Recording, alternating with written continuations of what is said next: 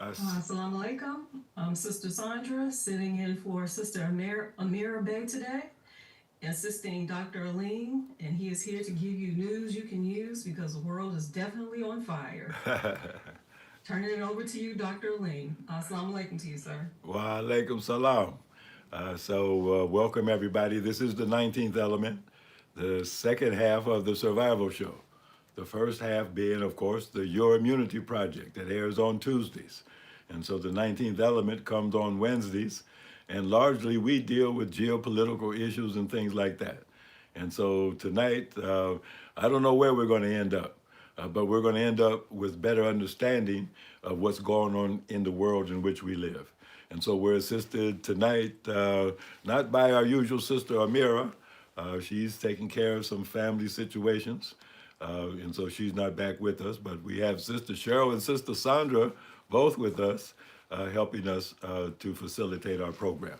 So welcome, you didn't make a mistake. This is the 19th element. I'm your host, Dr. Alim, and here we go. We have never changed the theme in the last 2 or 3 months. The theme has been a world at war, a world gone crazy, a world gone broke, and then we added another one, world gone for broke. And you can see we were right on point. So Sister Cheryl and Sister Sandra, I don't know who to call on, but let's go with our images. And of course, this is the 19th element. And maybe people think that that image is over the top, but I think before tonight's broadcast is over, you will see that this is a very quite, I won't say probable, but quite possible eventuality, given all of the things that are taking place, given the events that are on the headlines, and we'll see some of those headlines, and maybe bring you up to date on certain things maybe you aren't aware of. And then there are the things that you don't see on the headlines, the things that you are unaware of, the secret counsels, the hidden hands, the things that occur in darkness, the things that are metaphysical, the things that are spiritual, the things that are dark, the things that are evil. And so now that evil is out in the open in our world today. And in one sense, the atomic weapon is the ultimate evil that threatens to undo God's creation. Nuclear weapons threaten to undo God's creation, especially the crown of creation, all of humanity. And who would do such a thing? Who would threaten humanity? Who would threaten God's creation except the living devil? And so who is the devil? There's no doubt about it today. As the Bible says, he's like a lion walking to and fro, up and down in the earth, seeking whom he could devour. Well, let me say no more. So that's what the 19th element is all about. We try to connect the dots, not just the geopolitical dots, the economic dots, the war and peace and strategic dots, but also the spiritual element. In fact, that is what the 19th element is. That's why the 19th element's motto is always above the brow and never below the belt. Because the 19th element in a person, in a human being, is that element of you that is above your brow, your cerebral cortex, the neocortex, the best part of you, the heavenly part of you. So the 19th element is directed at that part of you. your intelligence. Next image, please. So we are witnessing what was given to us in allegorical lessons come to life. The lion that was in the cage has found the way out of the cage. And with modern equipment, he's moving 50 times faster than he was before. Do the math yourself, and you'll see that the lion with modern equipment is moving 50 times faster than he was before. And that means he can do 50 times more than he could before in the same amount of time. So in 1 week, he can do what was normally a year's work. In 1 year, he can do what normally would have taken 50 years. Look at the current headlines. What was Iran except a lion in a cage under sanctions, under all kinds of hardships, oppression, for all these decades, since 1953. The first overthrow of the Iranian government was in 1953. That was the first bona fide CIA coup d'etat, where they overthrew the democratically elected president of Iran, Mossadegh. And they installed the Shah as a dictator, and that's what they want to do again. And so Iran overthrew the Shah in 1979 and installed and created the Islamic Republic of Iran. But it's been like a lion in a cage, under sanctions by NATO and the United States, under constant attack by Israel. But now that lion has been in a cage with modern equipment is doing 50 times as much damage as was expected. Look how surprised Israel is. Look how surprised Trump is at what that Iran is able to do. Where did they get this high technology, this modern equipment? Who let the lion out of the cage? Next image, please. And what is he going to do next? What can he do next?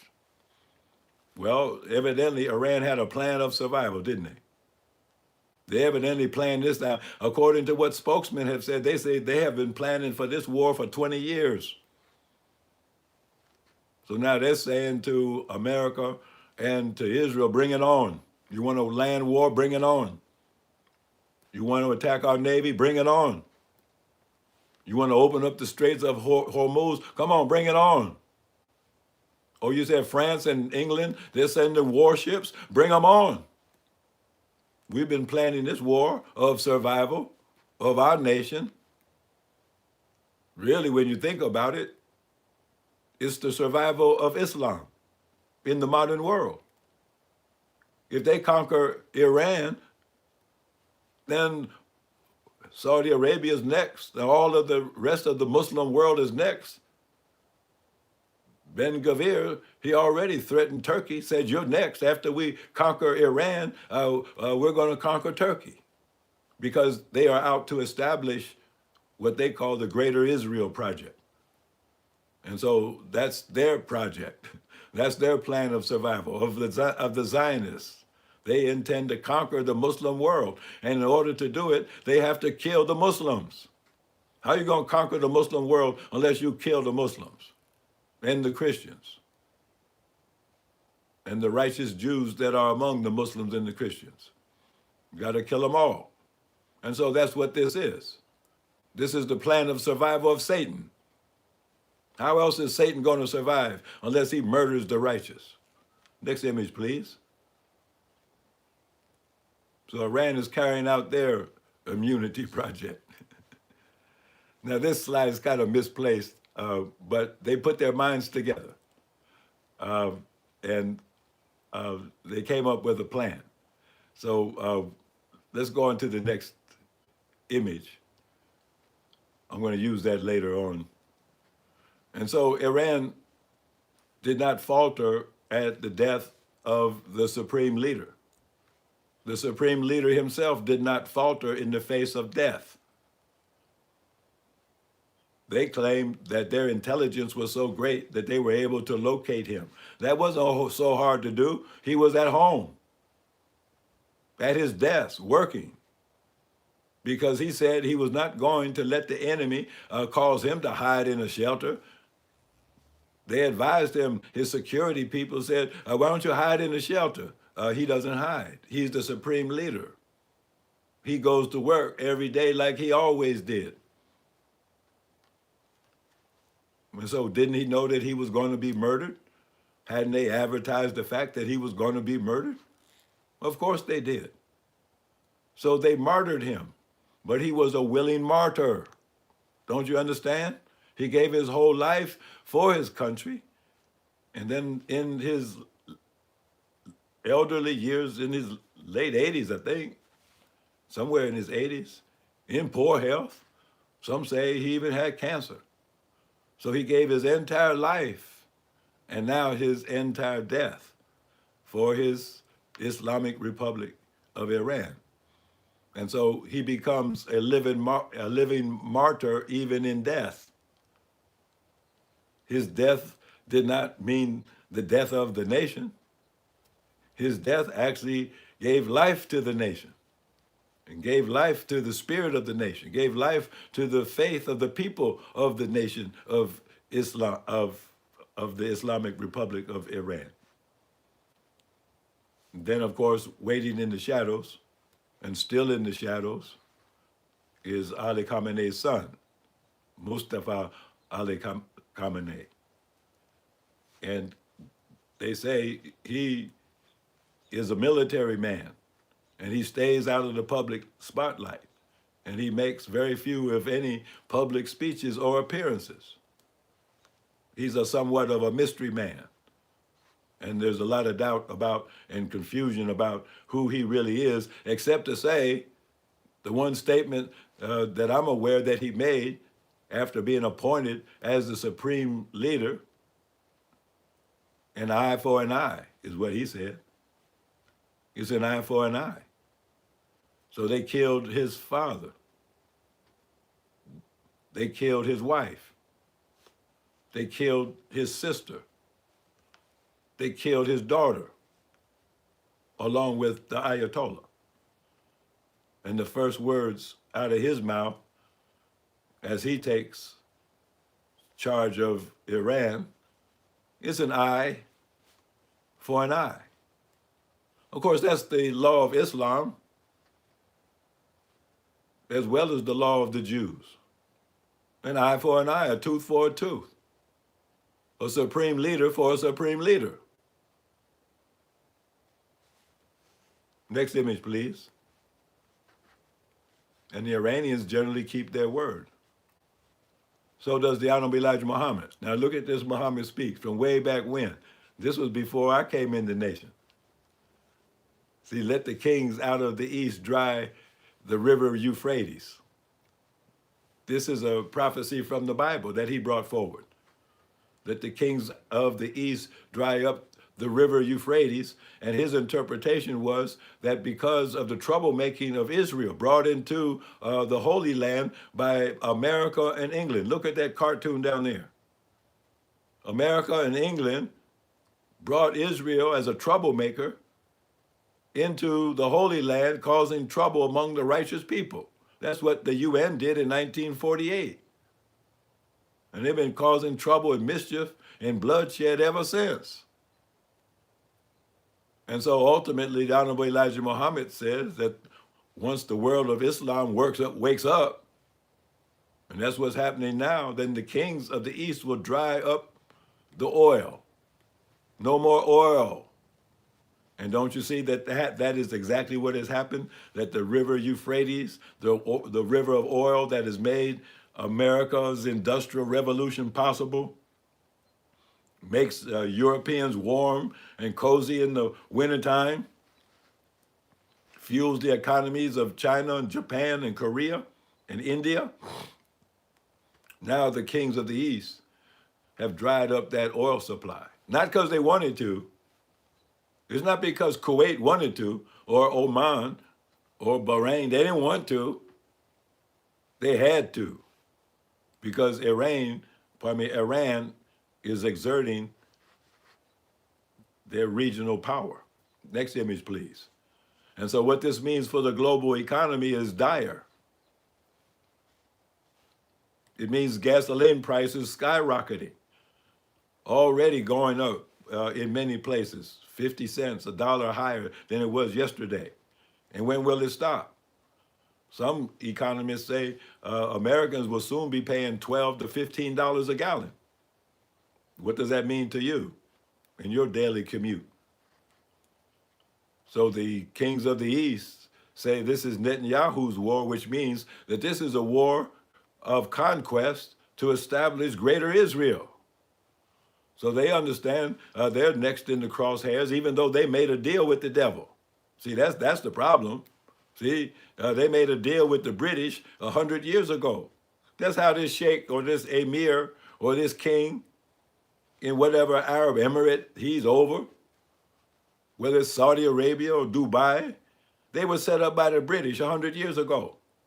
So he's a British servant.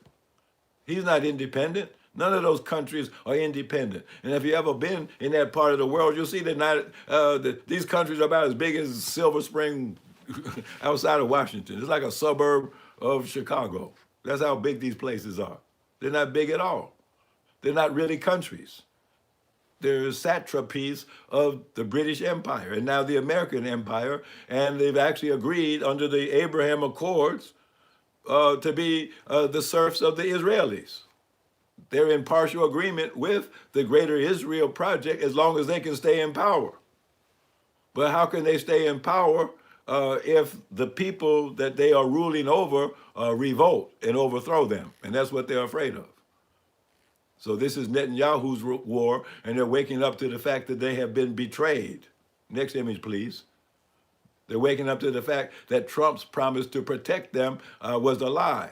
Just like the American people are waking up to the fact that the Trump's promise of peace has turned into war. He lied. Now, this didn't just start yesterday. It's not just Trump's fault. It's not just Biden's fault. It's not just Bibi Netanyahu's fault. Is Bibi Netanyahu working for the U.S. or is the U.S. working for Bibi Netanyahu? I think it's a matter of Gog and Magog. You can't tell the difference. It could be both at the same time because they're joined at the hip with the same agenda, the conquest of the white race over the entire world. So this is General Wesley Clark. You remember him. He's the failed general from the Iraq War.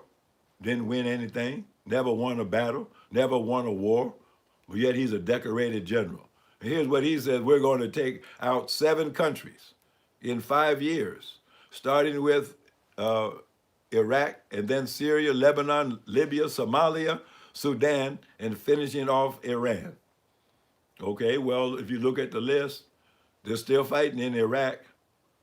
The embassy in Iraq just got bombed yesterday. All of the military bases in Iraq have just been evacuated. So how's it going, Wesley? Now, Syria, they have the head of ISIS in charge of Syria now. So I guess they're happy about that. They have a terrorist regime in charge in Syria. Jolani, the guy that goes around cutting off people's heads, that Trump said was a handsome guy. Of course, they're battling Hezbollah in Lebanon. How's that going?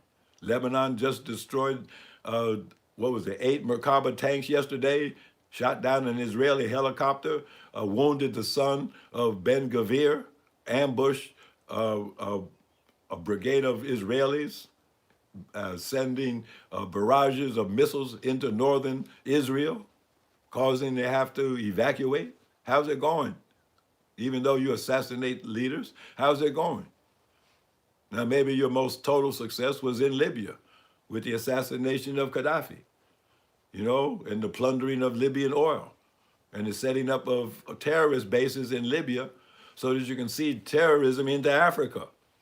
So Africa is now plagued with terrorism because of what they did in Libya, turning the paradise that Gaddafi created into a living hell and a seed bank of terrorism, terrorist groups that they send to Nigeria, terrorist groups that they send to Burkina Faso, terrorist groups in Somalia, terrorist groups that they send into Sudan, trying to conquer Africa with terrorist groups that they train in Libya.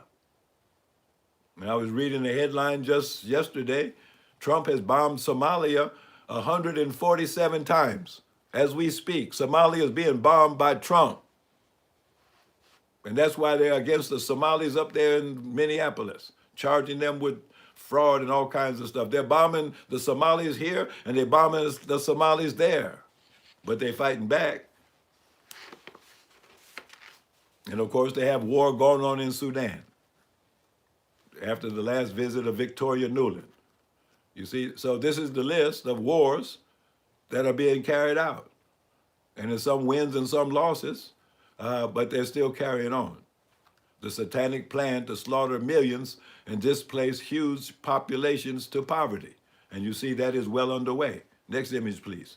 Look at the millions of migrants coming into this country and into Europe and all over the world. Millions of people, like the Quran says, like scattered moths. Now here's Professor John Mearsheimer. He says from 1971 to 2021, the United States murdered 38 million people. Think about that. The United States of America murdered 38 million people. And wounded how many? And displaced how many? And destroyed how many towns and schools and hospitals and clinics and factories and infrastructure? There's been mayhem and destruction. 38 million people, most of whom were Muslims. Don't you understand? Where has the killing field been? It's been among the righteous people in the Holy Land. And so the bulk of those 38 million people killed by the United States of America and Israel and NATO and her allies have been Muslims. So it's a war against Islam. Next image, please. Most Muslims are not even aware of that. They don't even know that they're in the target. So now, this has been Iran's strategic response. See, when I look at the military strategy that Iran is using, it reminds me of Muhammad Ali. It reminds me of Muhammad Ali. The first thing the Iranians did is they put out the radar. They put out all of the big radar units that America and Israel is using to guide their airplanes and target this and target that and guide their missiles, you know, and even for commercial airport use. Iran put out all their radars. Some of those radar units cost more than $1 billion. Put them all out. In other words, that's how Muhammad Ali used to fight. He used to use that jab to put out people's eyes. Put a cut over your eye so the blood drips in your eye. Now you can't see. Your eye puffs up. Now you can't see. You're half blind. So that's what's going on now in this part of the world. America's blind. Just like blind Samson in the Bible. Can't see nothing. Can only be destructive. Israel's blind. Took out all of their radars. Took out all of their anti-defense radar systems. That's why they can't defend themselves against these ballistic missile attacks that are coming in. Iran is up to, I think I saw wave 37, wave 38. They've been hitting them nonstop for the last 10 days, nonstop. The Israeli citizens have been in bunkers underground for days and days and days, running out of water, running out of food. Tel Aviv is dark because they hit the infrastructure, put the lights out. No lights in Israel. No lights. They hit the oil refinery. No fuel in Israel. Being decimated, torn apart. And then the Iranians noticed that the airports were packed. People trying to leave. You try to leave too, wouldn't you? And some of that people trying to leave included U.S. military. People trying to leave included CIA agents that had been over there. Mossad agents trying to leave, trying to catch a flight to Europe, trying to catch a flight back to America, where they came from, trying to get out of there. So look what they did. They bombed the busiest airport in the world. Dubai Airport is the busiest airport in the world, or it used to be. Before the day before yesterday, it used to be the busiest airport in the world. Now it's shut, it's closed. So the U.S. military that was in Dubai and what's that other place where they have the Fifth Fleet? See, they use this airport to get in and out of that area. That's why it's the busiest airport in the world, because that's where all the military supplies come in. That's where they bring all the missiles in. That's where they bring all the troops in. That's where they bring all the spies in. That's where they bring in all the billionaires and all the freaks and the Jeffrey Epsteins of the world. They land at this airport. They bring in the money that they steal from Ukraine. Look at Donald Trump. They say his personal wealth has increased by at least $1 billion since he's been president. Look what he did down in Venezuela. Took over the oil of Venezuela. Now he's selling the oil. Donald Trump, not the United States. Donald Trump is selling Venezuela's oil and putting the money in a bank account in Dubai. Well, they just blew up the airport next to Donald Trump's bank where he put all that money. So he can't go and get it. And then I heard reports, the FBI is saying, you better be careful with these ATM machines because Iran is bombing the banks in Dubai, in Bahrain, in Abu Dhabi, in all those Arab Emirates, bombing the banks. But the most important thing is bombing the airports because now they can't leave. Next image, please. Look at that, Ben Gurion Airport. Very busy airport. This is where all of the military equipment coming from America and Europe, that they fly into Israel. They fly the bombs into Ben Gurion. All the missiles, all of the military equipment, all of the food, all of the medicine, all of the supplies that keeps Israel in business. Israel's not a self-sufficient country. If America wasn't able to supply Israel with all of her needs, then Israel would cease to exist as an independent state. She's not self-sufficient. She's a welfare state. And so all of the welfare that gets into Israel, all of the weapons, all of the money, all of the people that go in and out of Israel, the tourists, the business people, the investors, they all have to land at Ben Gurion Airport, and when it's time to leave, they have to leave by Ben Gurion Airport. There's only one way in, and there's only one way out, and guess what happened? Guess what happened? Guess what happened? Iran had this new kind of missile called the Khorram Shore 4, and they put craters in the runway in Ben Gurion Airport and blew up all of the warehouses, all the fuel tanks, and blew up a whole bunch of the planes. Some of those tankers, these refueling tankers that they used to refuel the jets that they used to bomb Iran, they blew all of it up. Now they say there's millions of people stranded. People trying to get back into Israel who were outside of the Israel can't get back in, and people who are in already, they can't get out. Can't get out.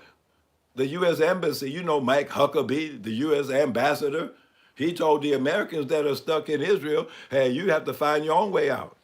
He said maybe you could catch a bus down to the Sinai Peninsula and catch a boat or something. That's how bad it is. They're stuck. They're trapped. Can't get out. They remind me of that song Nina Simone sang, Sinner Man, where you gonna run to? Where you gonna run to, Sinner Man? Where you gonna run to? Run to the rock. The rock cried out. Next image, please. Isn't it wonderful? Can't get out. Can't get out. Can't get out. Off-ramp is closed. Trump thought it was going to be an easy in and easy out. I'll just slap them and they'll take it. And then I'll negotiate a ceasefire on Israel's behalf like I did the last time. But this is not the last time, Mr. Trump. So Iran has closed the off-ramp. There's no off-ramp. All your troops, I think they say it's like 50,000 American troops are in that part of the world. They cannot get out, and help cannot get to them. They are at the mercy of Iran. If Iran decides to wipe them all out, Iran will wipe them all out. They can't get out. Trump talking about sending land troops. How are you going to land the land troops? What airport are you going to land at? There's no airport to land them at. Mr. Trump, dummy. So the war is lost. And what that means is Trump's presidency is lost. See, he went into a war for regime change. Well, he's getting a regime change, all right. It's not the regime that he was counting on. It's his own regime. There's going to regime change in Israel, as you shall see. There has to be a regime change in Israel. And if it really is an eye for an eye, hey, there's going to be a regime change in America. You better believe it. Next image, please. There's no off-ramp. They don't want to negotiate. Mustafa Khomeini, he said, no to ceasefire, nothing to negotiate. We negotiated with you twice in good faith. You were the one that broke the nuclear treaty that we abided by for all those years. And then you tore it up. And then when we negotiated with you again, then that was when you and Israel gave us a sneak attack back in June. Then here we go, negotiating with your buddy Witkoff and your son-in-law Kushner. And while we're negotiating in good faith, then you and Israel sneak attack us again and kill 160 little girls. Now you want a ceasefire? Now you want to negotiate? What's to negotiate with the devil? We know who we're dealing with. We're dealing with the devil. You don't deal with the devil. You don't make a negotiated settlement with the devil. You kill the devil if you got a chance. Every righteous person would kill the devil if he had a chance. Would you let him off the hook for all the evil he's done? No, if you got him on the hook, you keep him on the hook. And so that's Mustafa Khomeini, the new Ayatollah, supreme leader of Iran. And as soon as he took charge, Iran escalated their military attack on U.S. assets in Israel. All of the U.S. bases have been shut down. All of them. All of them have been incapacitated. The CIA headquarters has been shut down. The Mossad headquarters has been shut down. Israeli military headquarters has been destroyed. Benjamin Netanyahu's private residence and bunker has been destroyed. The oil refineries in Haifa have been destroyed. There's no power in Israel. The water desalinization plants have been destroyed in Israel. Yes, they hit some in Iran too, but Iran is not dependent on desalinized water. The Gulf states are. And so it's checkmate. Next image, please. Don't you know Persia invented chess? These people invented chess. So they got you chained, Donald. See, you want to get out. You want to get out. You want to go home with your tail between your legs, but they won't let you go. They're going to beat your behind. They are going to humiliate you before the entire world. And the entire world is going to cheer because you pretended to be the ruler of the world. You pretended to be the king of the world. You acted as though your word was law. You said you were above international law. Now you are being brought down into the dust as in a humiliating defeat. You laughed at Joe Biden's humiliating defeat in Afghanistan, but your humiliating defeat trumps them all, if you will. So he's chained. See, he's chained. He can't get out. He's chained by the Epstein files and all the dirty stuff that he did to little girls and little boys. No telling what this monster did. Jeffrey Epstein said there's no good in Trump at all. Jeffrey Epstein thought he was a bad man. I guess that's why they were buddies for 10 years. So he's trapped. He wants to pull the troops out, but he can't. Not that I mean, you know, I'm not going to say he can't do it politically. I mean, physically, those troops are stuck. They cannot get out. All of the Americans that are over there, they cannot get out. And nobody can get in to save them. And then the thing about it is, you see the price of oil. So now the economy is going to tank.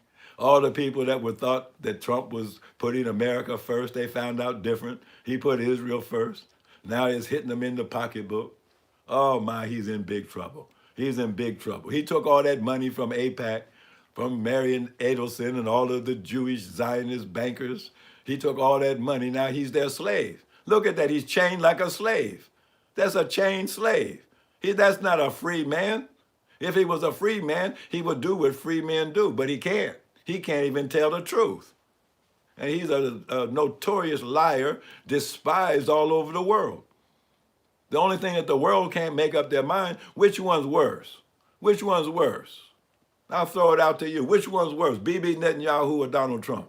Which one's worse? Next image, please. I can't tell the difference. Now people say, what are the Chinese doing? They're the Chinese, they should be doing more to help Iran. Where do you think Iran gets that radar that can detect where the American ships are? They got it from the Chinese. Where do you think they got those missiles from that can sink an aircraft carrier? They got it from the Chinese. And people think the Chinese are dependent upon Iranian oil. They're not. The Chinese get less than 1% of their oil needs from Iran. The Chinese are interested in the Belt and Road Initiative. They're putting high-speed rail lines through Iran and then north along the Caspian Sea into Russia. And then the rest of the lines go into the Middle East and into Africa. They're building the new Silk Road. That's part of the BRICS alliance. So the Chinese are protecting their interests. They have over $17 billion invested in Iran. They're not going to let America bomb their interests. So maybe what they're doing is historical payback. You remember the Opium Wars? How the British drugged China with opium, and that's how they conquered China. Now they say fentanyl was bad enough and they blame that on the Chinese and the Mexicans. Now here the Chinese come up with a new drug, I think they said 10 times stronger than fentanyl. How about that? And now they're having overdoses all over the country. Could China be up to something nefarious? Could China be playing historical payback? Is China doing its part in a very subtle way, to pay America and England back by destroying the population from within with drugs, the way you did us a couple hundred years ago and not so long ago? Next image, please. That's why they were fighting in Afghanistan. They were trying to smuggle opium back into China and Russia. That's what that was all about. The Taliban had put a stop to opium. So here's the information about this new drug. You can read it for yourself. Next image, please. But it's killing Americans by the thousands, by the tens of thousands. So what should be done with people like this? Who should be hung first? These are war criminals. Don't you know that everything that Trump has done is a war crime? Everything that Bibi Netanyahu has done is a war crime, punishable by death. Well, both of them. Now, of course, Bibi Netanyahu is an indicted war criminal.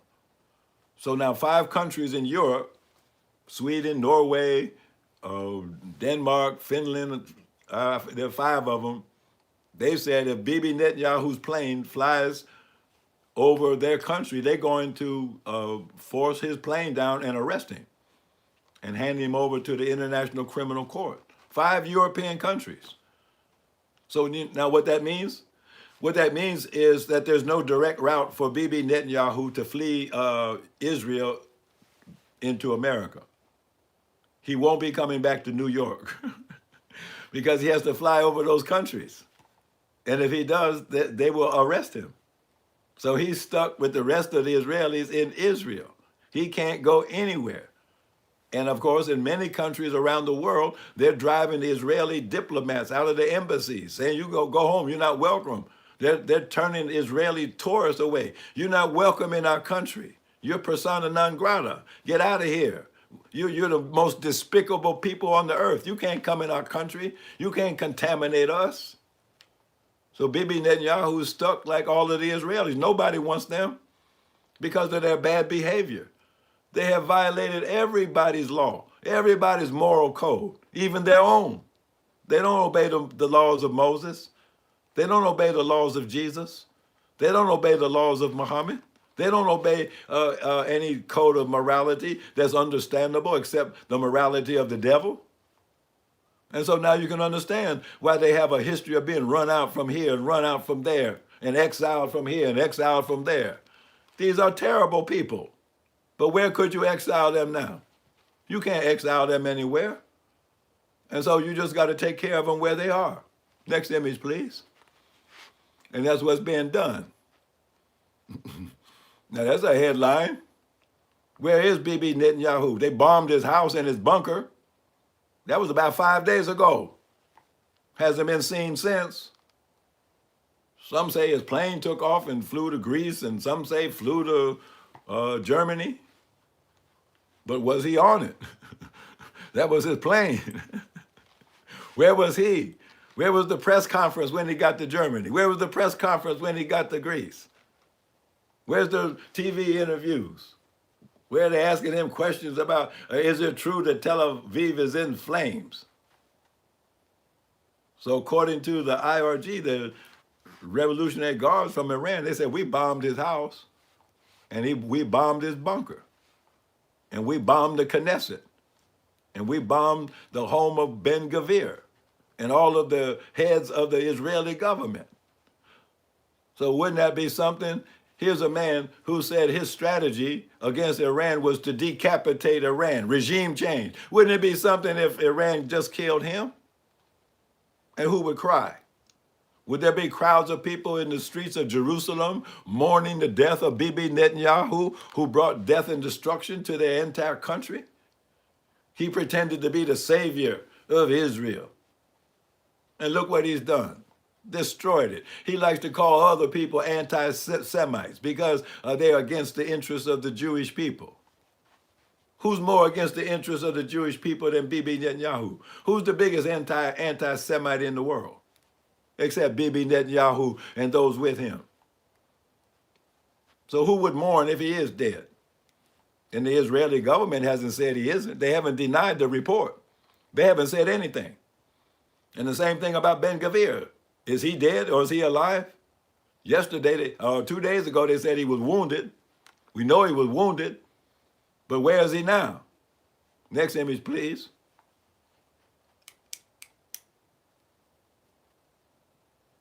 See, now this was the artificial intelligence release from Iran.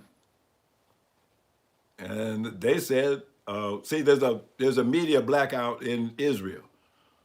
So it's very hard to get real footage out of Israel. But according to the Iranian Republican Guard, they sent one of those Karam Shore 4 missiles and blew up the Israeli Knesset. That's like blowing up the Capitol building in Washington, D.C. That's where the government meets. It doesn't exist anymore. It's a crater. Next image, please. They blew up all of the government facilities in Israel, in Tel Aviv. So now people are worried about the Samson option because Israel is an undeclared nuclear state. Some say Israel has as many as maybe 300 to 600 nuclear bombs. Some say that those bombs are not all in Israel, but they are planted all over the world in different capitals of different countries. And that's why different countries bow and scrape to Israel, because somewhere secreted in their countries is a nuclear device. That's what Barack Obama said, that his number one worry wasn't an attack from Russia. He said his number one worry was a nuke going off in Manhattan, maybe in Jeffrey Epstein's apartment. But anyhow, the Samson option says, like Samson in the Bible brought the temple down on top of himself when he went blind and was led into the temple by a little boy, and all he could do was bring the temple down in a suicidal gesture to destroy everything. Well, that's what they say the Samson option is that Israel has. That if Israel is ever threatened with total extinction, an existential threat, then they will detonate nuclear weapons all over the world, in all of the capitals all over the world, and kill everybody in an attempt to destroy the planet. In other words, they're saying that if they cannot rule Earth, then nobody else will. In other words, the perfect statement of Satan. If I can't be the ruler, then nobody will be the ruler. And so that's where Israel is, with her back up against the wall. And so how will this be avoided? How will this be carried out? And if it is carried out and a nuclear explosion goes off in the country where you live, hey, should you have done something about it before it happened? Or will that be too late to even think about that then? Next image, please. The Samson option. Who's Samson? Maybe Trump is Samson. Yeah, Trump is Samson. Maybe it's not Bibi Netanyahu who's actually going to push the nuclear button. See, that's the nuclear missiles that Israel has. But America has missiles too. So suppose the Iranians bomb the nuclear facilities in Israel, since it's an eye for an eye. America bombed their nuclear facilities, so why shouldn't Iran bomb Israel's nuclear facilities in Dimona and destroy their missiles so they can't launch them? But then there's crazy Trump. Suppose Trump is being blackmailed so bad, they threaten him, we're going to release the Epstein files and tell the people what you did. Show them what you did. We got you on video. Well, he might be like Woodrow Wilson was 100 years ago. He was in a sex scandal. He had a Jewish controller called Colonel House. And Colonel House had him over the barrel because of a sex scandal. And that's how we got the Federal Reserve Act. That's how America got pulled into World War I. So here we all go again, World War III, Trump in a sex scandal. The Epstein files hanging over his head. What is he trying to hide? What is so bad that he would take the whole world to World War III? Well, it must be pretty bad. And so maybe he's the Samson that will push the nuclear button for Israel. Don't say he won't do it. He's doing everything else for Israel. So suppose Iran takes out Israel's nuclear capability and they say, Trump, you have to do it for us. And could he say no? Would he say no? Is he even in charge? Next image, please. I think Trump is Israel's Samson. Look what he says. No other president could do some of the SHIT I'm doing. Look how this man talks. He's a savage. This man is a savage. There's no dignity in him at all. There's no class in him at all. This is not a civilized man. This is a savage. This is a human beast. There's no morality in this man. And so this is the man of perdition. This is the man that's leading the world to destruction. So what shall the world do about a man like this? What should be done with him? What should be done with him? And who should do it? Next image, please.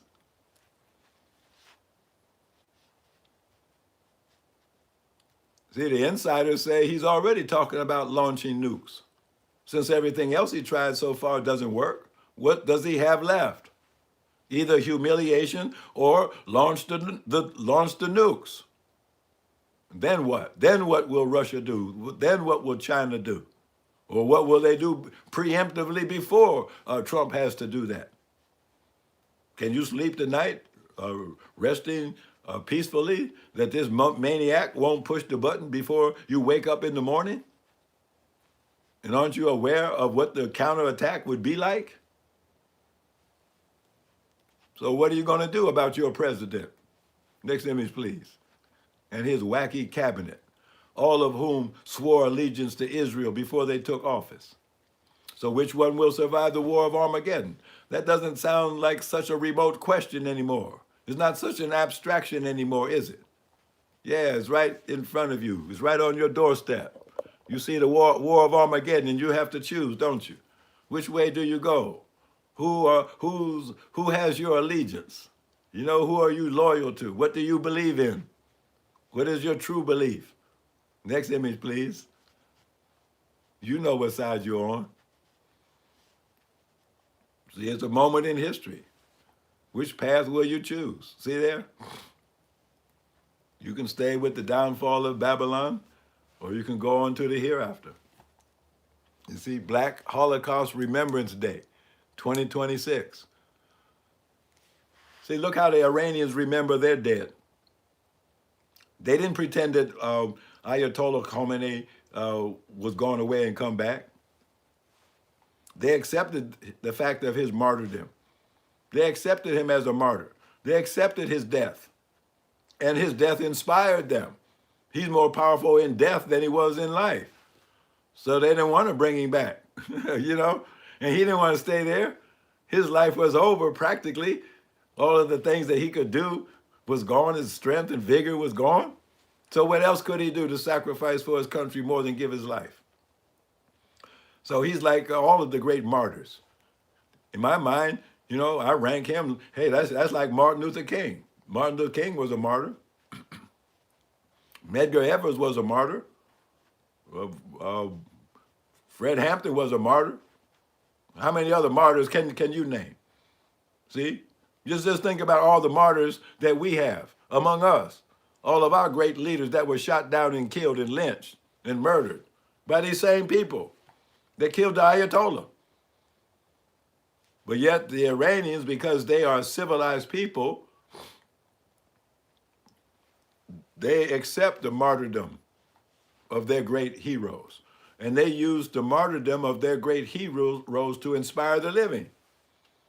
And that's why they're winning, you see, because they don't deny honor to their dead.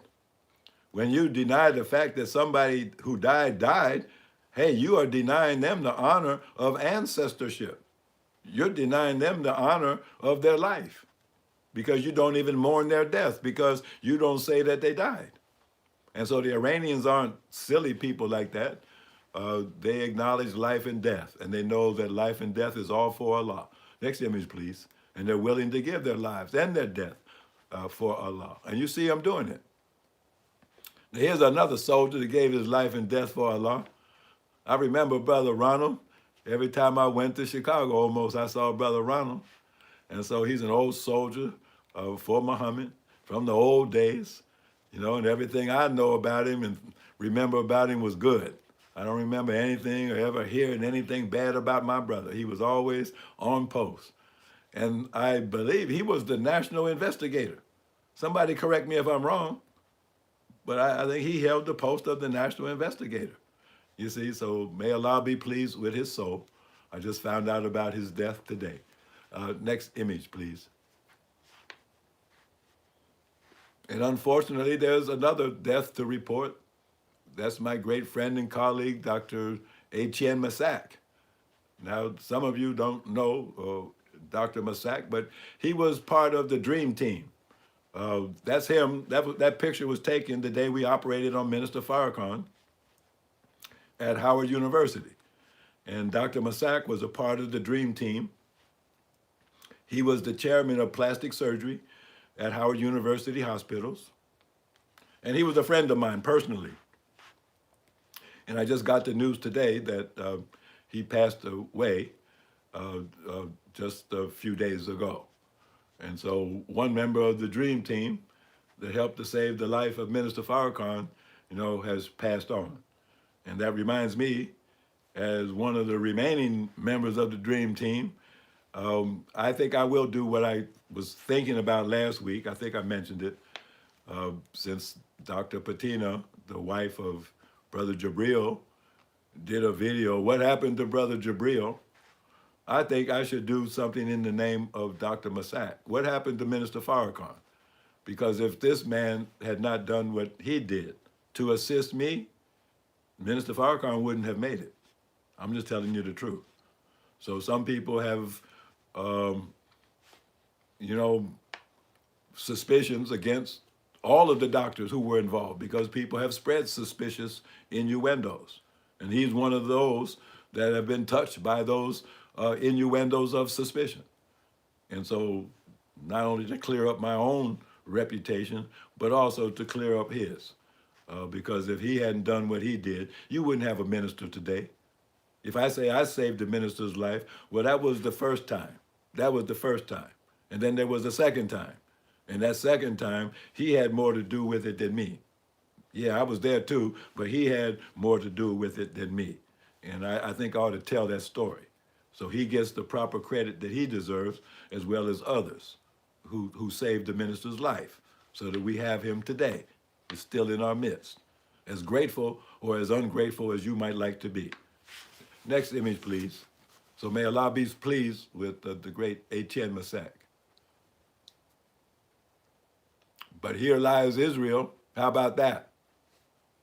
Ben-Gvir missing, Benjamin Netanyahu missing, the Israeli cabinet missing, the Israeli defense chief missing, the Israeli intelligence chief missing, haven't been seen in days. So are they all dead? Are they all in underground bunkers hiding?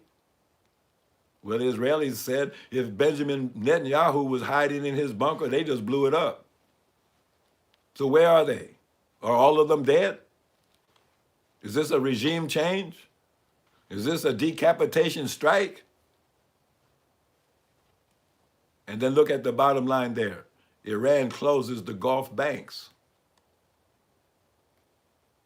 The Gulf banks, that's talking about trillions of dollars.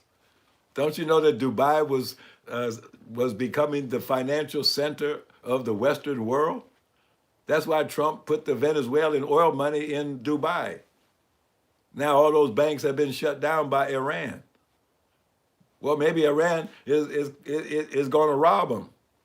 Since they had sanctions against Iran all these years, maybe Iran said, hey, we'll just take the whole bank and everything that's in the bank. And then on top of that, you see, in a very subtle move that I don't quite understand, but people who know about financial derivatives and investments, you see, all of the oil stocks have been rising. Well, one of the reasons why they're rising so fast isn't just because of the shortage and the closure of the Straits of Hormuz, but over the years, somehow, I don't understand it, it's beyond my understanding of finances and investments, but somehow Iran has countered the derivatives market in the petroleum sector, and now they're calling all those derivatives, and they're talking about $2 quadrillion. They're talking about $2 quadrillion that's at stake. And they're calling that money in. And if America and the Western world and all of the banks have to come up with $2 quadrillion to make good on their oil investments, say that's the collapse of the entire world economy. That's the move that Iran just made. That's what that means when they close those Gulf banks. That's where all the big money is in the whole world. They thought it was safe there in the middle of the desert where nobody could get to it. Next image, please.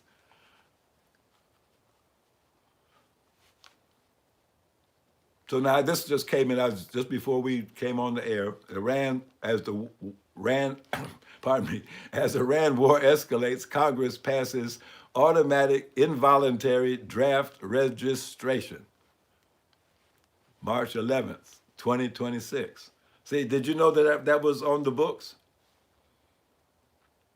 In other words, at a certain point, there's a mandatory draft in America again. And the way they're going to do it this time is it's going to be digital. You will not have to go down to the draft office to register with the draft. If you have any type of digital ID at all, then you are already automatically enrolled in the draft.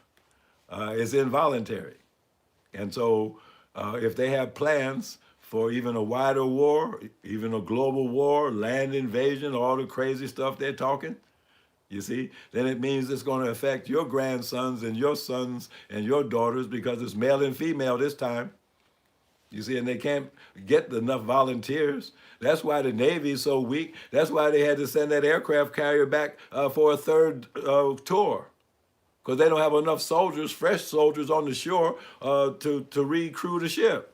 So they have to keep the same sailors on board. Don't let them off the boat, because they probably all would mutiny. They've been on board the boat for more than 9 months. That's why they stuffed the toilets and everything, because they want to go home. See their sweetheart, you know? How would you feel locked on a boat in the middle of the ocean for 9 months, killing people? So anyhow, this might affect you or someone close to you. because it would be an automatic registration. And it might be like in Ukraine and Israel. They just come and get you. They just come and get you. Just two men knock on the door, 7 o'clock in the morning, and drag you out of bed, and you in the army, boy. You're in the army now. You're in the army now. You're going to Ukraine. You're going to Gaza. You're going somewhere, because we got wars to fight, and we need you to fight them.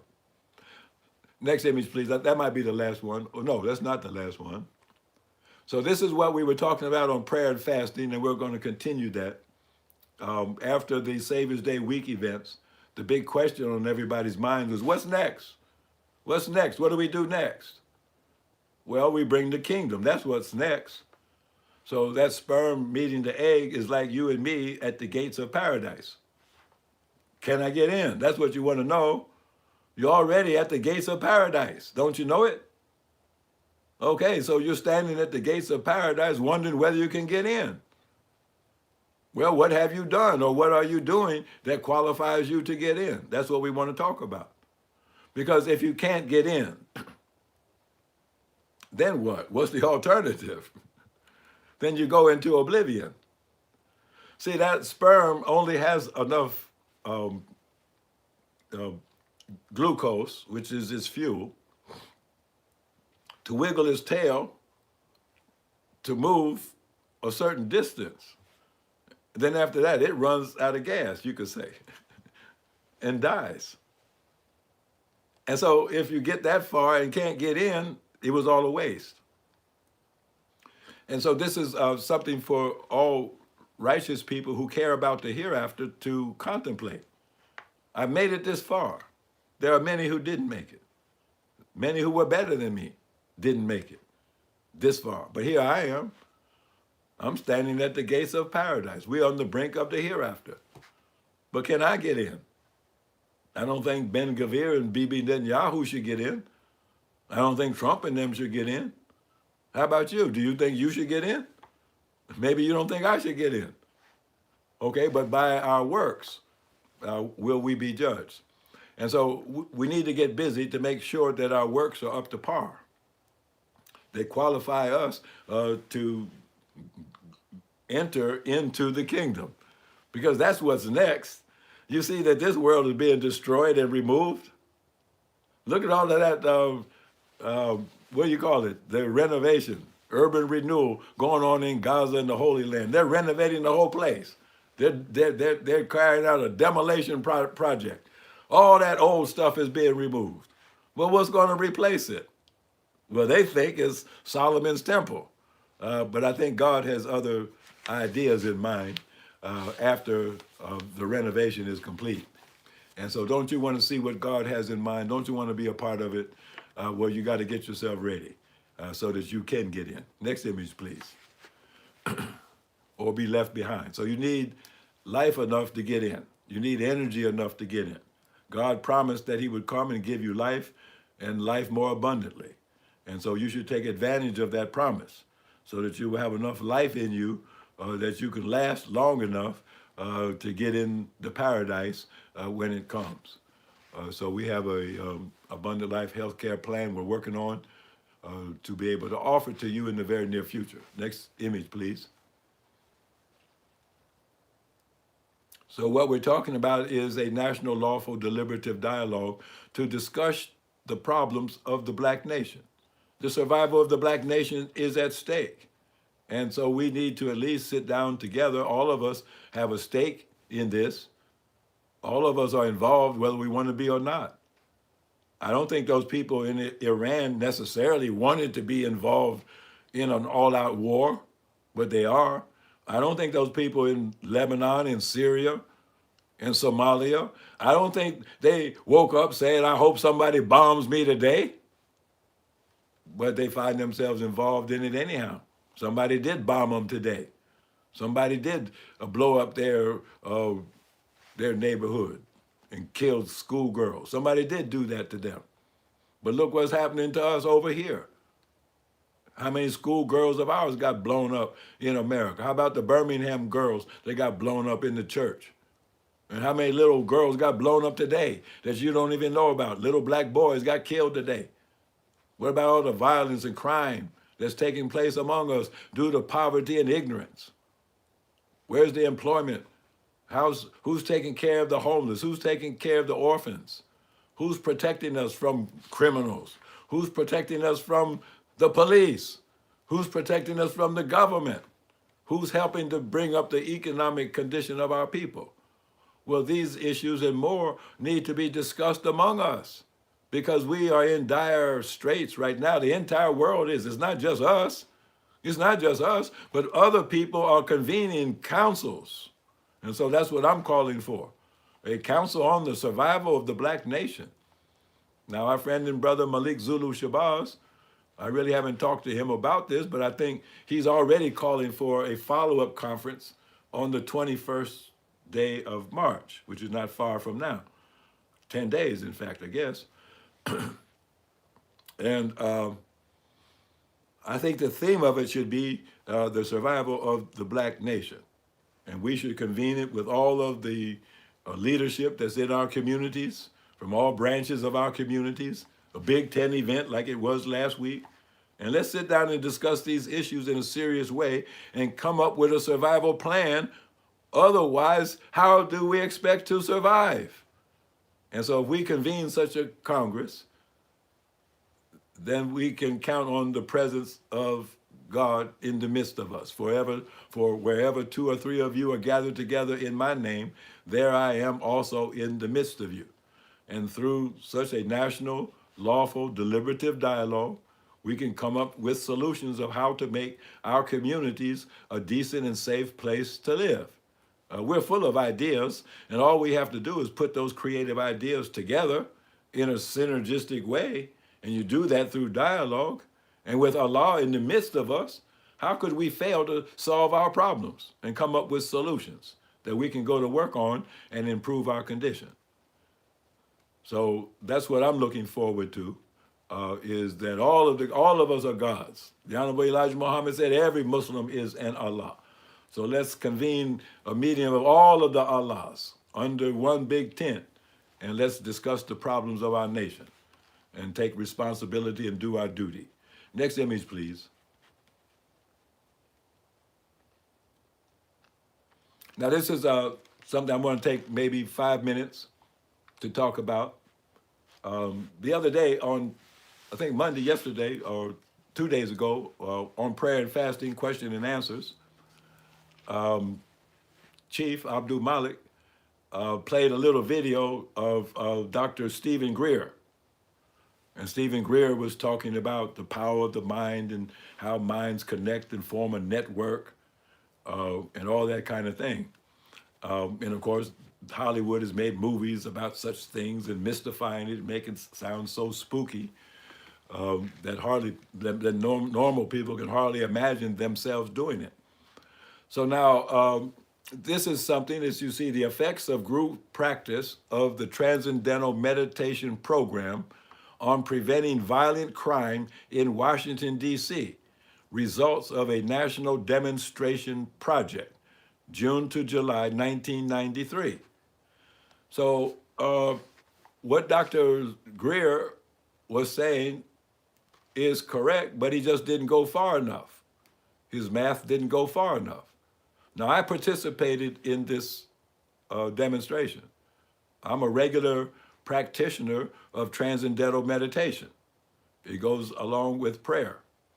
And so I was a part of a group here in Washington, D.C., when Washington was the murder capital of the country, all kinds of crime taking place. And so at that time, there was a Transcendental Meditation Center established here in Washington. And that's where I learned Transcendental Meditation.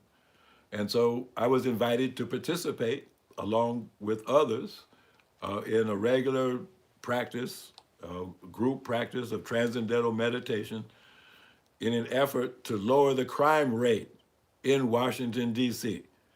In other words, to make it a decent and safe place to live. And so let's take a look at the next slide so you can see what the results were. So this is not something that I am dreaming about. Well, this slide's a little bit out of order, but it's related. you have to understand, of course, and I think you do, that there are levels of consciousness. Everybody is not on the same level of consciousness. And so this is kind of a map or a chart of consciousness. And you see on the right-hand side there, you see a number that kind of gives you the power at that level of consciousness. And it goes from very low numbers when you're dealing with grief and fear and apathy, anxiety, anger. See, very little power in those conscious states. And as you get up higher into higher states of consciousness, the power in that state of consciousness increases. Now, if you look on the left side, you'll see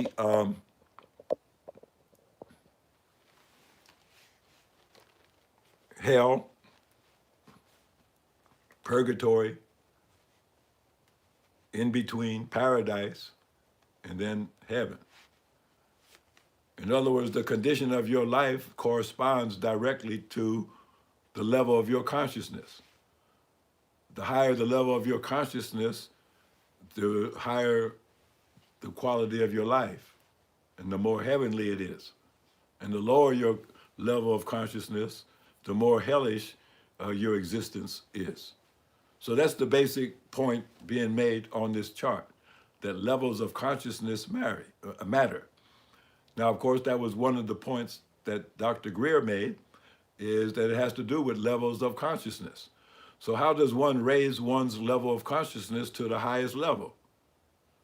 Well, in prayer and fasting, and in the Nation of Islam prior to 75, most of the people in the Nation of Islam were functioning between like 300 and 400, or what does that say, 400 and 539. I'm looking on the left-hand side. And at the highest levels, that corresponds to someone who is present. See, look at the color chart there. See, it's not all the way at the top, but close to the top.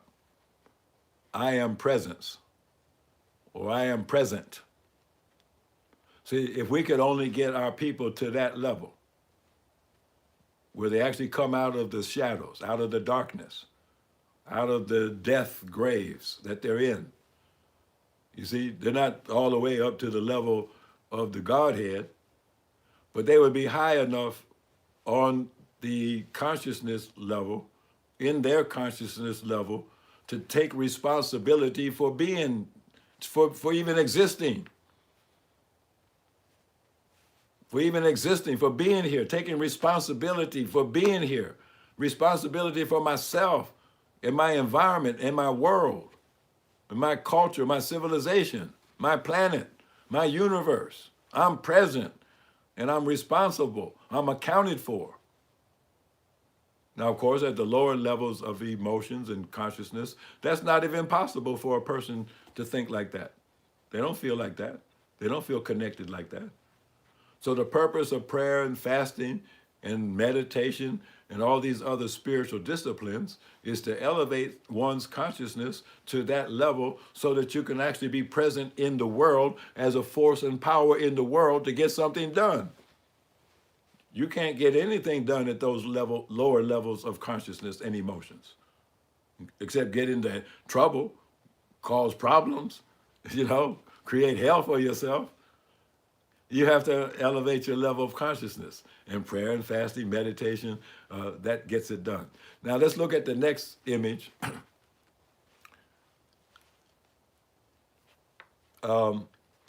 See, so now that's a busy chart, and what it's showing is the indicators of stress in the United States. And let's look at the next one. I think it's a little bigger and easier to read. Yes. The top is cut off there, but those are all of the indicators of stress. crime, rape, assault, robbery, infant mortality, drug deaths, vehicle fatalities, children deaths by injuries. See, these are all the sources of stress in a society. Now, that slide, can you bring it down a little? Can you? I guess not. Why don't you go back to the original one? Because the top is being cut off. Just go back one.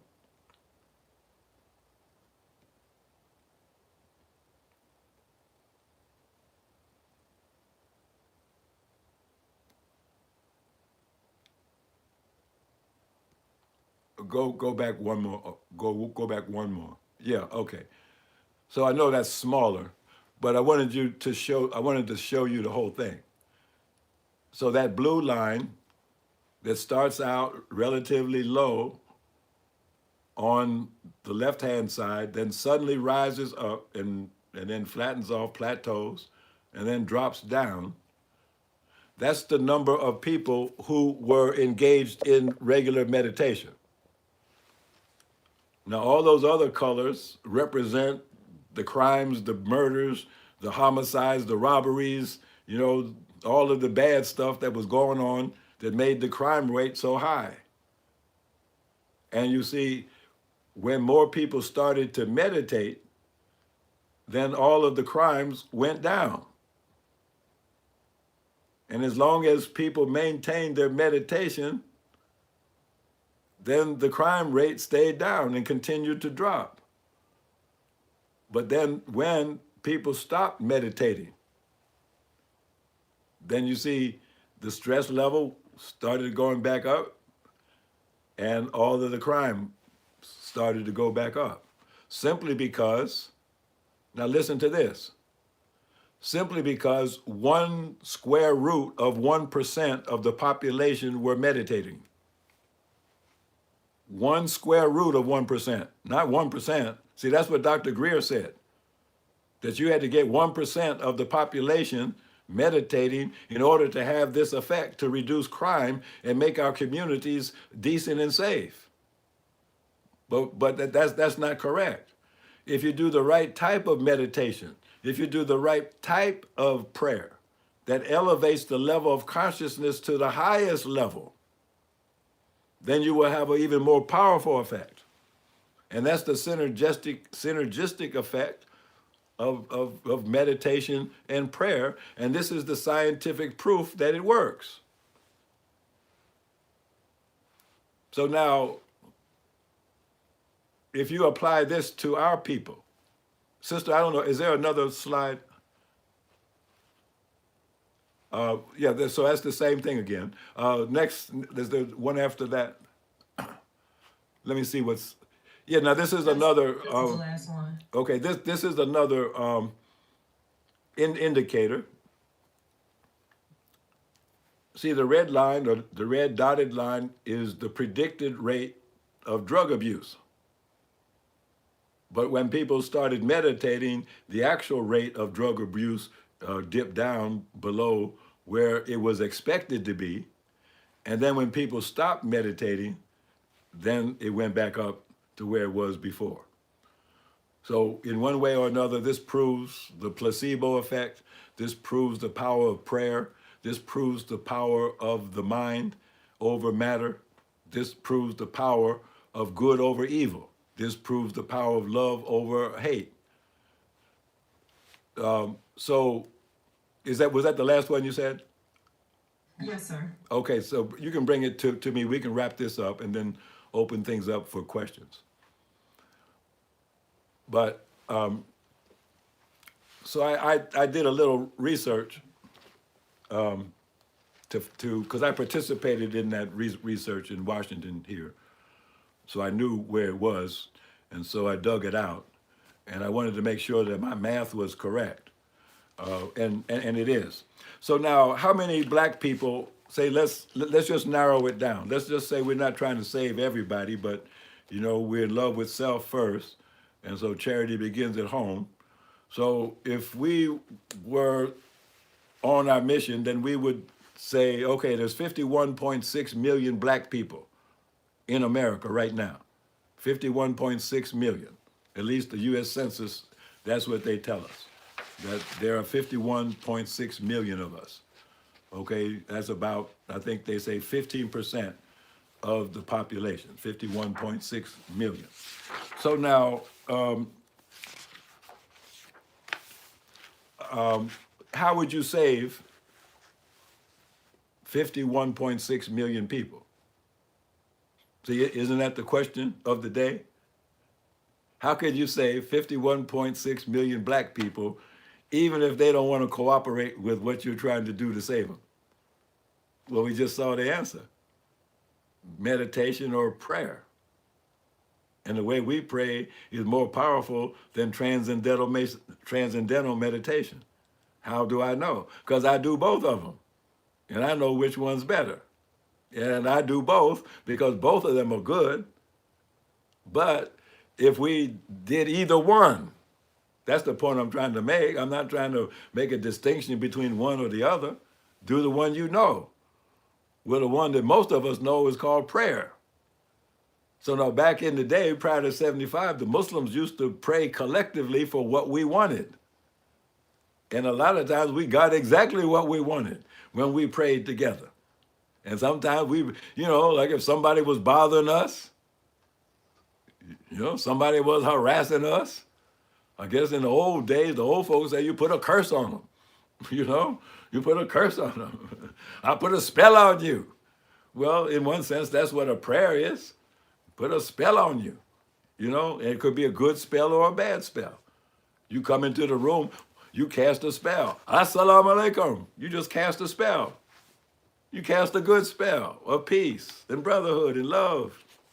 And until somebody breaks that spell, there's no need to say it again. You can say it again. There's no need to. You just cast a spell over the whole place. Well, that's what prayer is. That's what meditation is. Why would someone meditate except they have a purpose in mind? Okay, so then they put that purpose into the meditation. Why does someone pray? Except there's something that they need. Prayer is for you. Fasting is for Allah. Okay, so why are you praying? Why are you in prayer? You have intention. You have needs. You're asking for something. Okay? So now, if we do that collectively, just like dialogue is collective thinking, what about collective praying? Collective meditation? Well, I just showed you the scientific results. When only the square root of 1% of the population prays, it has an effect on the entire population. The square root of 1% of 51.6 million people is only 749 people. Do you hear what I'm saying? That according to the rules of science and mind science, according to the power of consciousness, you only need the square root of 1% of the total population. And somebody check my math now. But what I came out with was that actually comes down to 749 people. That if you could have 749 people, not just meditate like they were talking about, but seriously pray on a regular basis together for one common cause, one common purpose, hey, it would spread freedom, justice, and equality among all of our people. And the worst of criminals would have the urge to reform. Somebody that never did any good in their life, all of a sudden, they got a warm feeling in their heart. They don't know where it came from. They don't know why they have it. But all of a sudden, somebody they were getting ready to kill, now they want to make friends with them. You see, that could happen all over the society on all levels, just with 749 people. 749 people could do that if they were serious enough. So the people that I was with that experiment with transcendental meditation, we didn't have 700 people. You don't need 700 people for Washington, D.C. Washington, D.C. was only, at that time, 600,000 people? So we didn't need 700 people. I don't know what the actual number was, but it was the square root of 1%. So you do the math, you see? And that's what it takes to get the job done. So if we want to make our community a decent and safe place to live, which was the goal of Savior's Day, right? Well, now we have the methodology of how to do it. All we have to do is form meditations, prayer groups. All we need is 749 regular prayer mates, prayer associates, getting it done, praying in the same way, in the same focused way, on the same thing, trying to get the same thing done. You see, you can affect the entire society. So that's pretty much all I had to say this evening. We went through a lot of bad news mixed up with good news, and it's a horrible situation. It's a dangerous situation. It involves all of us. So we really have to do something. And so even though it's a dark hour, there's light on the horizon. And if we can only make it to the light, and if only the light can make it to us, I think we'll be all right. But we have to do our part. Even though it's dark, we still have to do our part, the best we can, to help one another to survive. So thanks for being with us. This has been the 19th Element. And I guess we have a few minutes if there's some hands up. I don't know if there's some comments or questions. We touched on a lot of things tonight and last night as well. So maybe there's a question or comment on your mind, and we'll take a few minutes for that. We have two hands up. Brother Dawood and Chief Malgana, Brother Abdul Malik Muhammad. Assalamu alaikum, Chief. Wa alaikum salam. Wa alaikum salam. Yes, sir. Why you over here cooking, Doc? Because it's my eat day, Chief. Yeah, if your eat day, you on fire. All praises be to Allah. I mean, this was tremendous, and I think that we should take this serious because the messenger told us to eat one meal a day, eat one meal every 2 days, and then eat one meal every 3 days and stay there for the rest of your life. And Doc was just telling us that they did the meditation together and then they stopped and the crime came back. That's right. See, you can't just cure yourself from cancer by eating the right food and drinking the right things and cancer goes away. And when it goes away, you go right back to McDonald's and Burger King and start it all over again. And then the cancer comes back. Even quicker. This has to be, it has to be a lifestyle change. That's right. It's a lifestyle. Praying and fasting is not a diet. This is a way of life that God told the messenger to tell us. That's right. Good point. This is a way of life. And if we start praying and fasting is tremendous. Fasting is dead.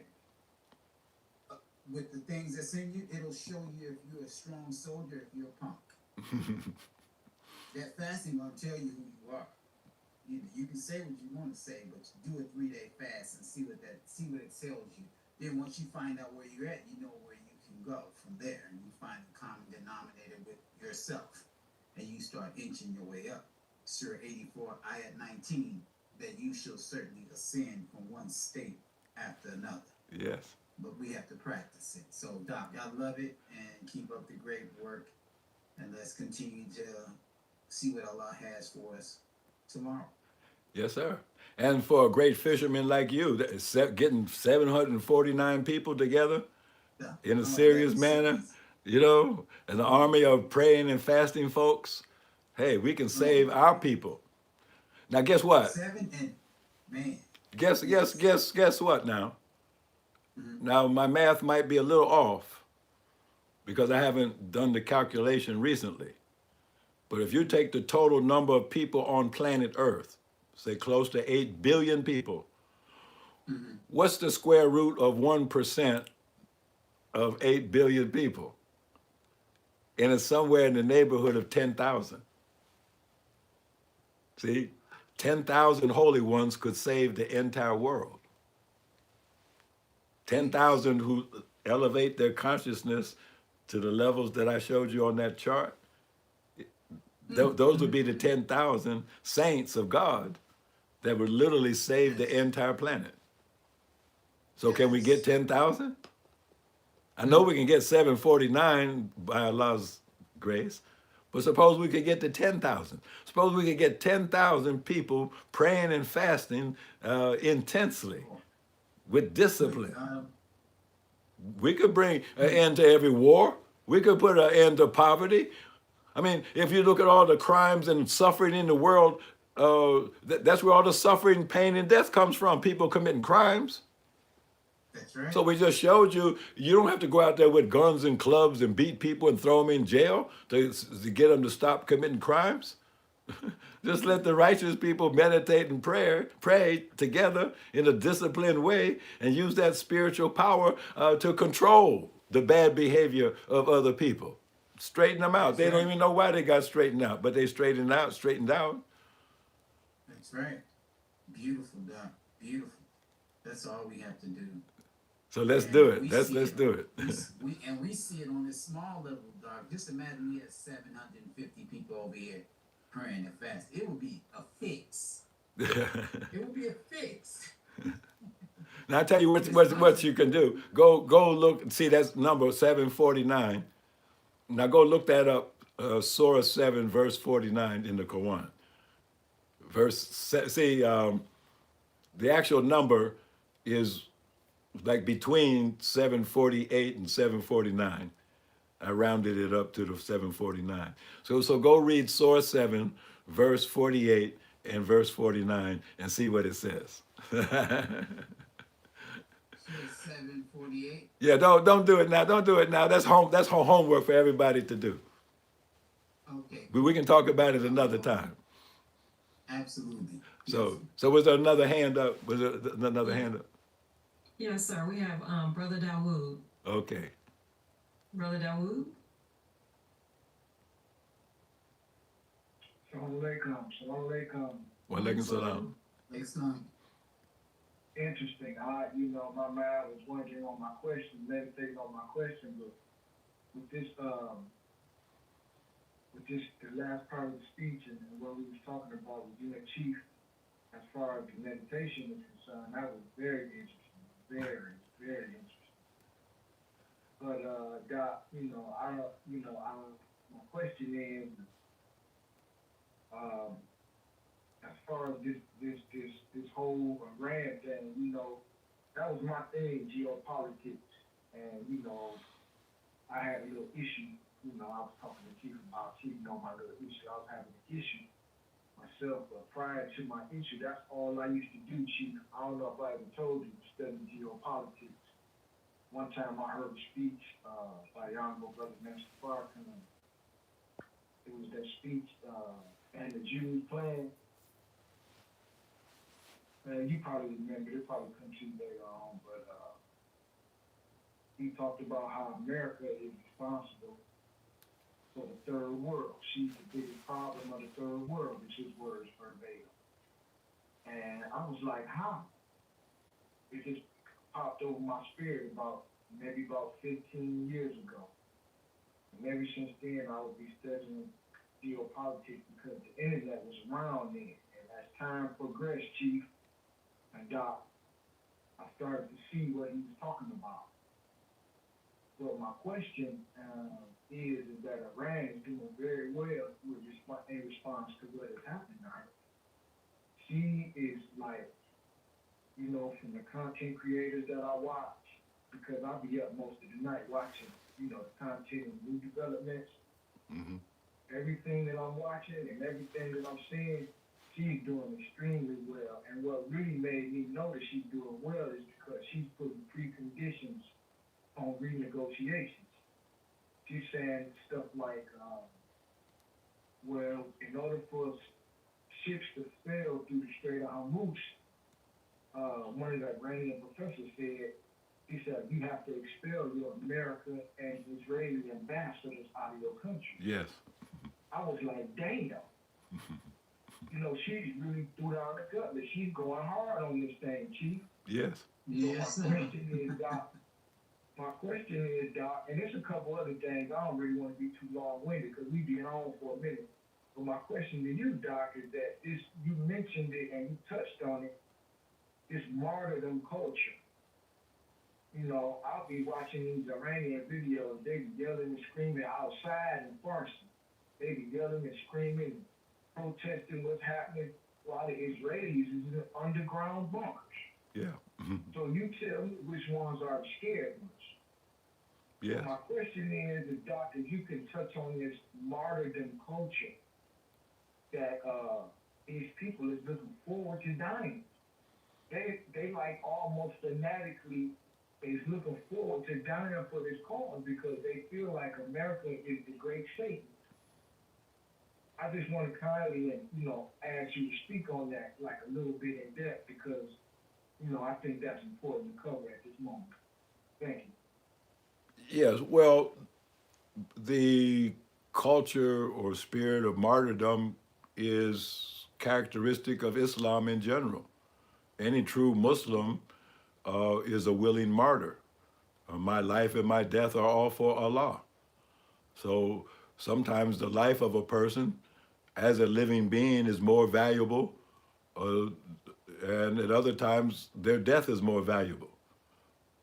It seems that the most important men who have lived in history have had short lives. Jesus didn't live long. Martin Luther King didn't live long. Malcolm X didn't live long. They became martyrs, and they became more powerful in death than they ever were in life. You see, so what Muslims understand is that life and death are just two sides of existence. See, what's greater than life and death? It's existence. And you have existence whether it is in life or in a condition that is called death. That doesn't end your existence. That ends your existence, in the world.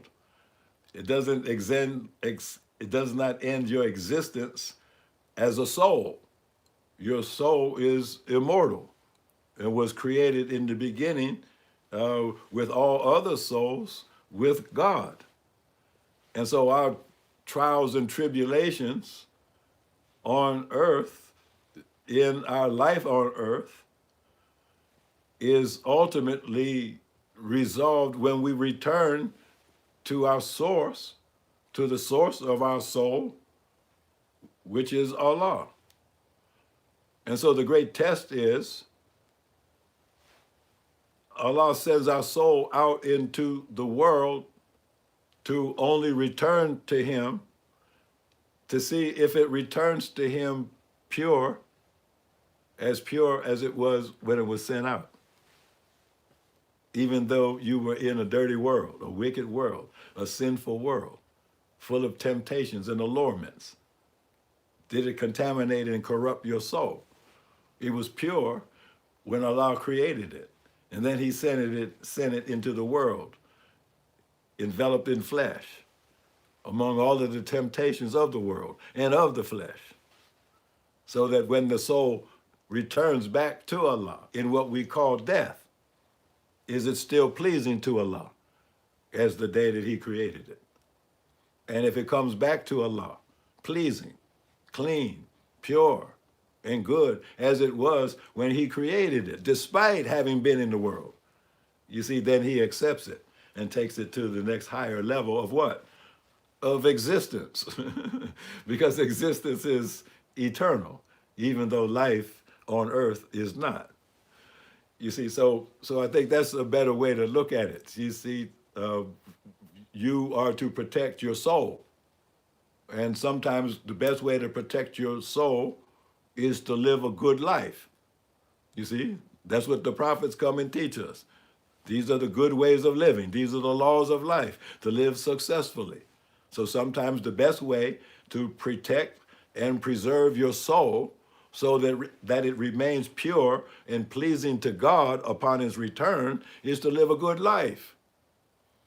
But there could be circumstances where the best way to preserve your soul, which is to say to preserve your integrity, to preserve your character, is to die.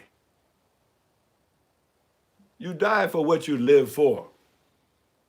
If you're not willing to die for something, then it means that you were never living for something. You see, so we witnessed a man who lived a life for something that he was willing to die for. You know, and so that's martyrdom, because the wicked only believe in this world. This is the life that they have. This is the only life that they can imagine. You see, the disbelievers, they don't believe in the hereafter. They don't believe in anything other than this material existence. That's all they believe in. They're materialists. So they accumulate material. They think that's what life is all about. But those who have a deeper understanding know that life is not just about this material world. There are realms and worlds beyond this one. And we can be, by the blessing of Allah, transported at any time into any of those realms, you know, beyond life and beyond death. So thanks for that question. It's very important. And it's because, you see, one of the problems in the Nation of Islam is that we, for different reasons, one reason at the time and another reason at a different time, the Muslims in the Nation of Islam were never allowed to mourn for the Honorable Elijah Muhammad. See, we took away from him the privilege of being an ancestor. See how the people in Iran revere the Ayatollah in death? That's because they accept him in death. So in our immature minds and emotions, somehow we couldn't accept the death of the Honorable Elijah Muhammad, so we pretend that he didn't die. Well, that deprives us of our ancestor. That deprives us of our martyr. That deprives us, or that deprives him of the honor of having given his life and his death for his mission. You see, so we shouldn't do that. Because you talk about the culture of martyrdom, that's similar to, you know, in African cultures, you know, we have a reverence for our ancestors. So when someone dies, we shouldn't deny them the ability to be an ancestor. You know, deny them the respect of an ancestor, deny them even the grief and the mourning that we feel at the passing of one who has become an ancestor. You see, so that's a very deep question, and you know that would actually deserve a dialogue session in and of itself, involving people more knowledgeable on those subjects than I am. So thank you, and let that be the last comment or question. The hour is upon us. And I want to thank everyone for staying with us for so long. It's been an exciting broadcast, at least from my point of view, and I hope from your point of view as well. So stay with us.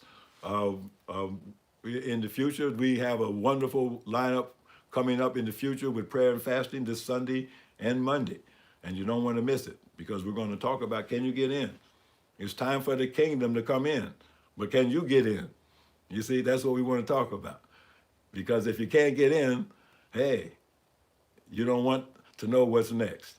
So be with us on Sunday at 9 a.m. Eastern, well, it's daylight saving times now. Excuse me. And Mondays at the same time, 9 a.m. Eastern Standard Time, for prayer and fasting on both occasions. So thank you. May Allah bless and keep you and grant you success and prosperity and victory over the disbelieving people. Assalamu alaikum.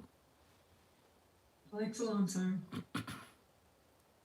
Ministry heads, administer the medicine and wake up the dead. So let us attempt the uphill road. The book say what will make you know it's the freest slave. Body and mind, to view my brothers, hunger is mine. To take care of widows and father his child. To humbly pray and not be proud. That's being proud of being called by his name. We pray for his coming, glad he came. Call for the messenger, call to the same. Called by the minister who called again. Tonight he the call is to live in sin. And feel the fire to lick you in. But your agreement with hell won't stand. Do you even know what Elijah was saying? Just the volume, turn the sound. You can believe it, listening now. I'm Mr. God, teacher and friend. Let the world know we back again. The sun never set on the nation of gods. The moon and stars, all that stars. Align with his mind and reclaim your power. Let that be the Shut it out. education, agriculture, science, technology, arts, and culture. Health, human services, justice, information, spiritual development, trade and commerce. And of course, there's all types of different task forces coming together in the right kind of way to execute a perfect overtime play. Coach the team and the kingdom to be. that hour is here. So seeking assistance, patience, and prayer. A double overtime type. Just the volume, turn up the sound. You can believe it, listening now. I'm Minister God, teacher and friend. Let the world know we back again. The sun never set on the nation of gods. The moon and stars, all our stars align with his mind and reclaim your power. Let that be the shot of the hour. He coming back to build his power when he said, set yourself in heaven. Said, math is this hard, Mr. Buzz, and said, I'll make perfect rulers of them. Now that sound like straight words to me. So I'm trying to be on some less get free. Y'all thought this was just a management thing, but here's the reason my gas is ready. Mike got rings, Mike got power, clutch performer, shock of the hour. It is what it is, young Mike can't lie. We play to win, they play to try, so we stay focused, build a nation. Negroes, devils, spectating the beat. So I pray my plan, work my brain, cause I'm a double overtime type of player. Just the volume one last time. Rewind it back to check the rhyme. I'm Mr. God, teacher and friend. Let the world know we back again. The sun never set on the nation of gods. The moon and stars, all our stars. Along with his mind, and we call the power. That be the shot of the hour.